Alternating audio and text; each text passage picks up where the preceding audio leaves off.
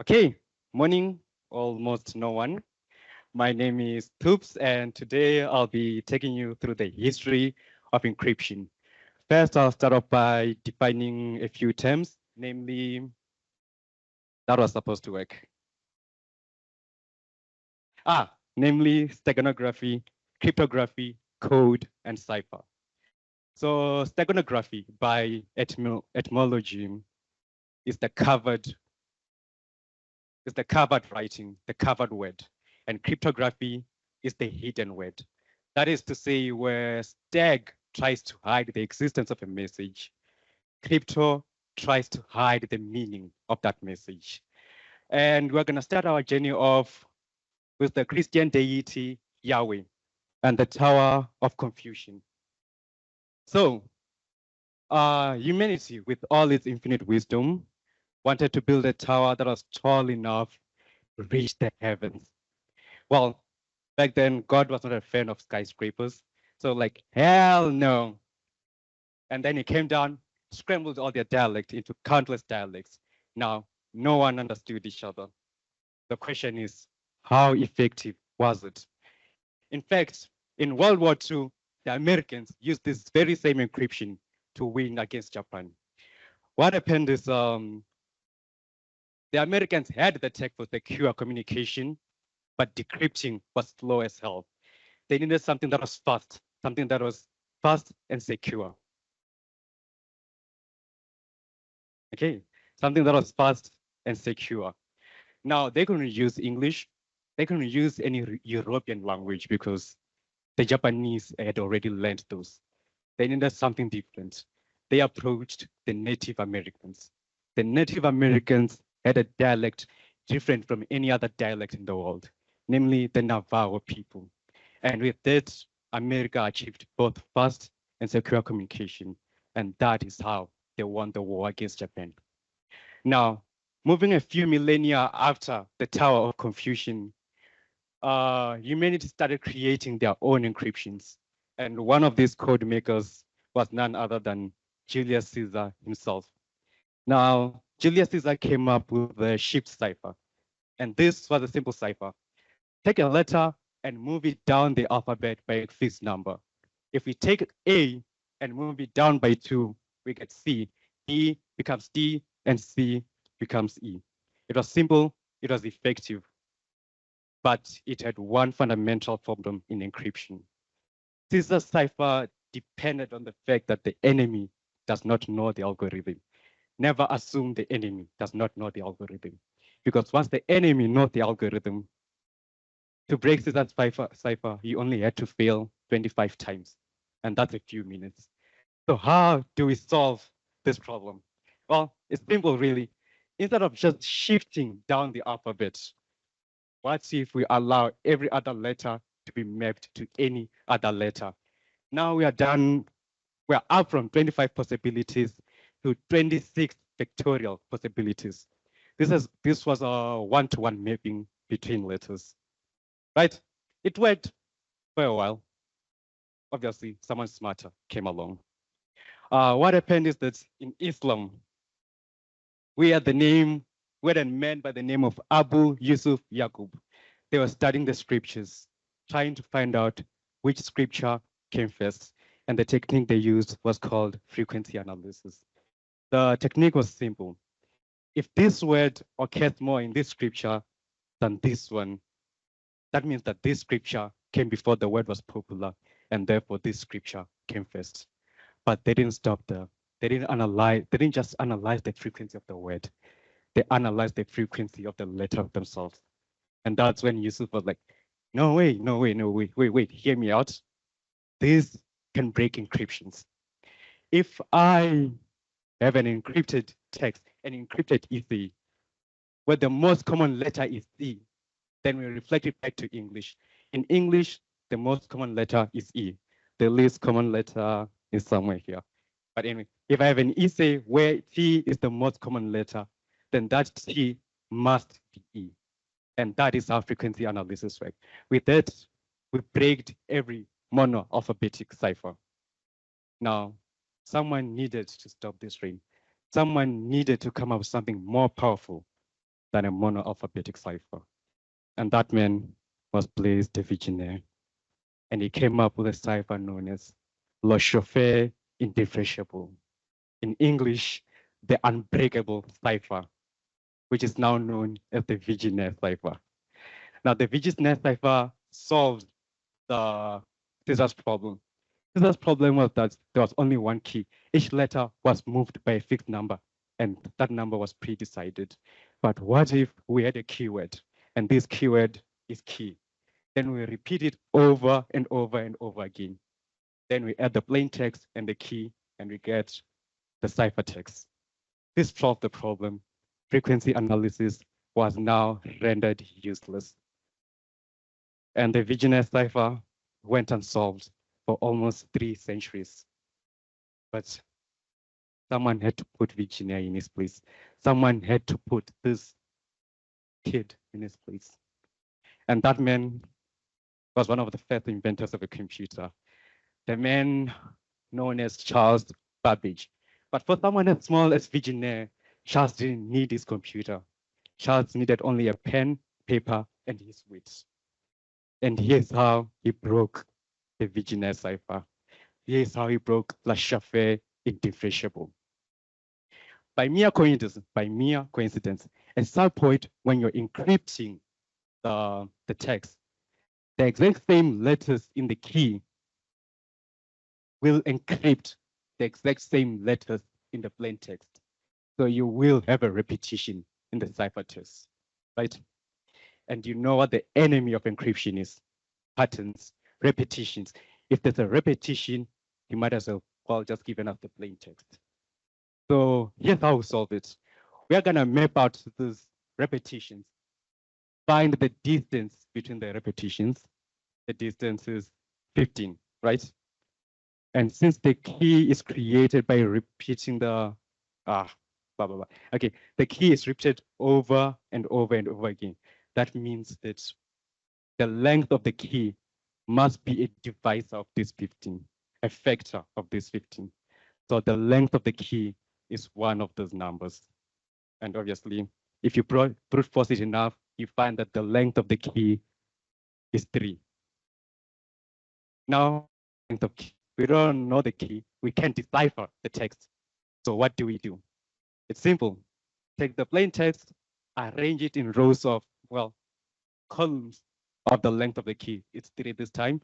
So you have made this, yeah, and all that, right? Now, what happens is this entire column was encrypted with the exact same letter K, which means that this entire column is a glorified monocipher. This entire column is a Caesar cipher, and a Caesar cipher we can break. And that is how Vigenère was defeated. Moving on to the war to end all wars, the Great War, 1914 to 1918. 2 important things happened in this war: the Zimmermann telegram and the holy grail of cryptography. Well, the Zimmermann telegram is not interesting. What happened is the Germans were encrypting with code. We stole their code book, deciphered their code, and then told America, and America joined this war, and we beat the Germans, full stop. Now, the more interesting part was the holy grail of cryptography. Turns out Vigenère from his grave was not quite done yet. The Vigenère cipher had a final form. The holy grail of cryptography, perfect Vigenère. Now, the way Charles Babbage broke Vigenère was that he exploited the repetitions, the cyclic nature of the keys. But what if we made sure that the key itself was as long as the message is encrypting? Not only that, the letters in the key themselves are completely random.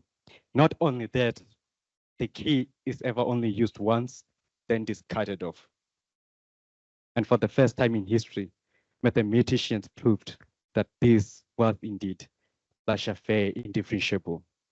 So we gave it a new name, and the name was the one-time pet cipher. And it's now used only by presidents because it's impractical as well. And the reason why it was impractical is because true randomness is a myth. Moving on to the war that came after the war to end all wars was World War II. Now, World War II introduced the most feared machine in encryption history, the Enigma machine. So at first, we introduced this Enigma machine to the Germans. The Germans didn't want it. But once we told them how they lost World War I, they jumped at it. They wanted this Enigma machine. Now, the strength of the Enigma machine was that it depended on the starting position, the initial setting of the machine itself. And guess how many initial settings it had? That many initial settings. So to break the German code, we had to brute force that many times.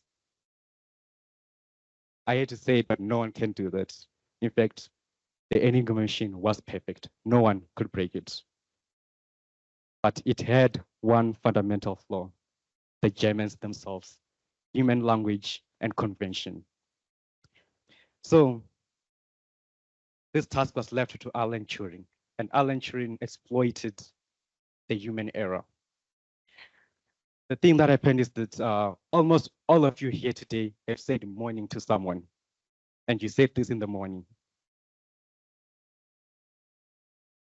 And you know what that is? That is a pattern. That is repetition. And if there's a pattern, it can be broken. And that is how the Enigma code was broken. And that is how Germany was defeated in the Second World War. Okay, what next? Lucifer. Now, this was the coming of age of computers. It was now time to create a cipher that took advantage of computers, a cipher that worked at a bit level, not at a letter level.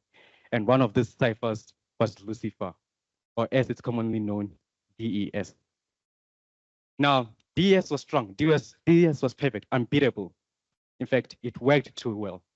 The NSA had to get involved. The NSA couldn't have perfect encryption, so they made DES weak. They made it weak such that they can solve it with their computing power, but no normal consumer can with, well, the consumer computing power, right? Then in 2001, we stopped listening to the NSA, and that was the birth of AES. Okay, humanity had now perfected encryption, but there was one problem. Every encryption so far was symmetric. In order to decipher my message, you must have the same key that I have. We must have the exact same key. So the question is, how do we share that key securely? And this problem, we left it to Cliffy and Hellman. Hellman came up with this paint idea, right? There's you, me, and a third person named Eve. We're gonna call each other, agree on a base paint, and that base paint is yellow. Well, Eve is listening in, so now Eve knows the base paint is yellow. Then we're gonna have our own secret colors. I hope this is orange. That looks like teal. So my secret color is orange, your secret color is teal. We're gonna add it to yellow, and we're gonna end up with different colors, right? Now we're gonna exchange these colors. Remember, Eve is listening in, so she knows the colors we exchanged. But here was the power of Hellman. He used a one-way function, a function that is not reversible. So by intercepting these colors, Eve cannot separate yellow from the color we added. So Eve will never know our secret colors. And once we receive the colors, we are gonna add our secret colors again, and we'll end up with the same color. And that is our secret. Now we both have the same secret, and Eve never gets to know what that secret is. And that was Hellman's idea. Ify, on the other hand, had a separate idea. Okay, before I get to that, this idea was implemented, it worked. One problem, we both have to be online. You can't send me an offline message because we both have to agree on the base color. So Diffie came up with another idea. So Diffie's idea was like, okay, what if we have a one-way function that is reversible under certain circumstances? I don't think Cliffy understood what a one-way function is, but we're gonna leave that. So here was Cliffy's, Is it Diffie? Is it Cliffy? Now I'm not sure. But yeah, wherever, Diffie or Cliffy, doesn't matter. The idea was, what if we had this one-way function and there are two keys. One can encrypt, the other can decrypt. I'll use a lock and key analogy for this one. I'm gonna have the key and only I have the key.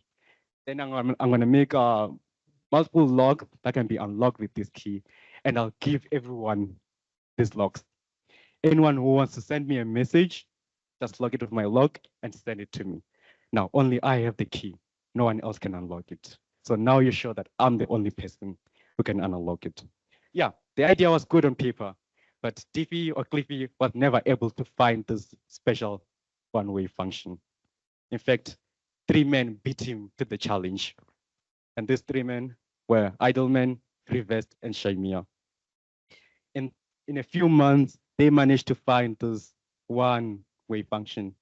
In fact, the hardest part of it was figuring out how to arrange their names when authoring the paper. So they ended up arranging it as RSA. And that is how RSA encryption was born. Now, that's not the only thing they discovered. Well, they also discovered that a few years before them, a British intern did in 1 hour what took them a month, but that is not important. What is important is that they reversed the idea. What if of giving everyone the log? What if you keep the log and give everyone the key? Now, whenever you send a message, everyone can see your message, but since you're the only person with the log, they now know for sure that the message is coming from you. And that was the birth of digital signatures. Moving on. Pretty good privacy. Now, encryption was perfect, but in order to have this privacy, you needed to know a little something about encryption. You needed to know a little something about cryptography. And most users don't. It was time to give this privacy, this magic to the general user. It was time to automate this entire process. But while automating this entire process, we had one problem. RSA is slow. It needs very security. RSA is slow. We can't encrypt messages with RSA. So what do? We ditch RSA. We go back to symmetric encryption. Now, we both have the exact same key. We encrypt the message, you decrypt the message. But it was now back to one problem. How do we share that key securely? Sure, RSA is slow to encrypt an entire payload, but RSA is fast enough to encrypt a simple key. So we're gonna encrypt our message with this cipher that needs the exact same key, and we're gonna send that key with the payload, but the key itself is encrypted with RSA, and that was PGP. And after PGP, what came after PGP? The end. Okay. Actually, that is it for me. Thank you.